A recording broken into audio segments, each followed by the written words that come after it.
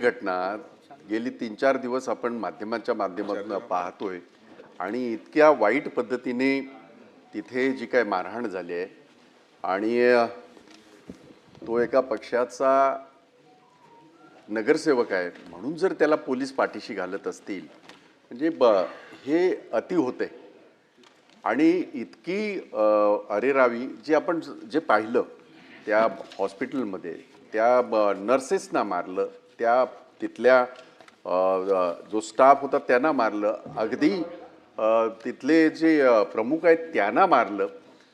आता असं आहे की सभापती महोदय या हॉस्पिटलमध्ये सर्वसामान्य गरीब लोक जातात। आता ह्या रमेश म्हात्रे हा स्वतः कदाचित अंबानीच्या हॉस्पिटलमध्ये ॲडमिट होईल किंवा आणखीन कुठं ॲडमिट होईल। ही सगळी हॉस्पिटल ही गरिबांसाठी हॉस्पिटल आणि त्याच्यामध्ये असे प्रकार जर घडत असतील आणि घडलेले आहेत आणि तरीसुद्धा त्याच्यावर कारवाई व्हायला जवळजवळ 4 दिवस लागतात। आता नाम मात्र त्याची अटक झालेली आहे, ही माहिती मी आज सकाळी येण्यापूर्वी मी घेतली।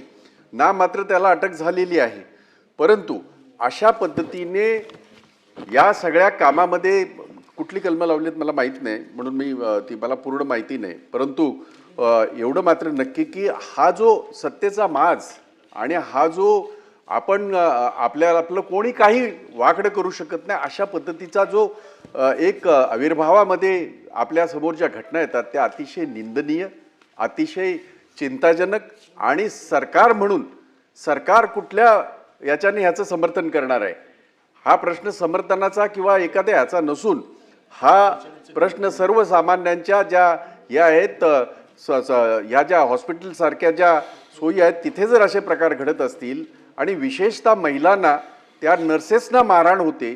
माझा साधा प्रश्न जर त्याच्यामध्ये त्याची एखादी बहीण असती तर तिला मारहाण केली असती का?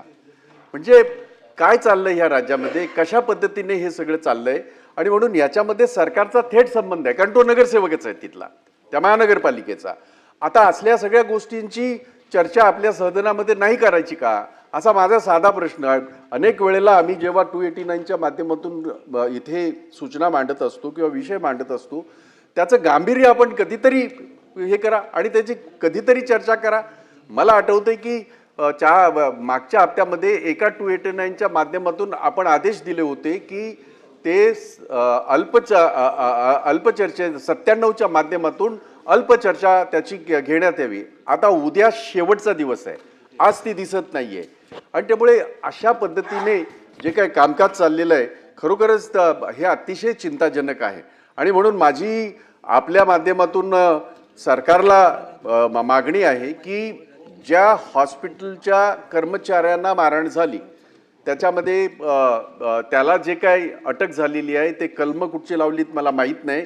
तिथं मारहाणीचीच फक्त साधी कलमं असतील त्याच्यावर पटकन जामीन सुद्धा होईल, परंतु सरकारी कामामध्ये व्यत्यय अशा पद्धतीची सुद्धा त्याच्यामध्ये कलमं लावली जावीत आणि त्याला जामीन होणार नाही, निदान त्याला जेलमध्ये राहू द्या तिकडे एक 10-15 दिवस म्हणजे त्याला माज त्याचा उतरेल अशा पद्धतीची काही व्यवस्था, अशा पद्धतीची भूमिका सरकार घेईल का आणि त्या बाबतीमध्ये सरकारने घ्यावी अशी मी या माझ्या 289च्या सूचनेद्वारे मी या ठिकाणी आपल्याला विनंती करतो।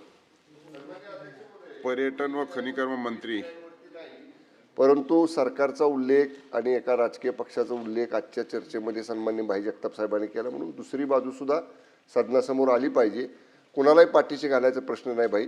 श्री म्हात्रे हे जरी एका राजकीय पक्षाचे नगरसेवक असले तरी पक्षानं भूमिका त्या दिवशी जाहीर केली की याला कुणीही पाठीशी घालणार नाही। हे कृत्य निंदनीय आहे, हे कृत्य 100% चुकीचं आहे। गुन्हा दाखल केलेला आहे आणि गुन्हा दाखल केलेला असून त्याच्यावरती कायदेशीर कारवाई करण्याचे आदेश पोलिसांना दिलेले आहेत।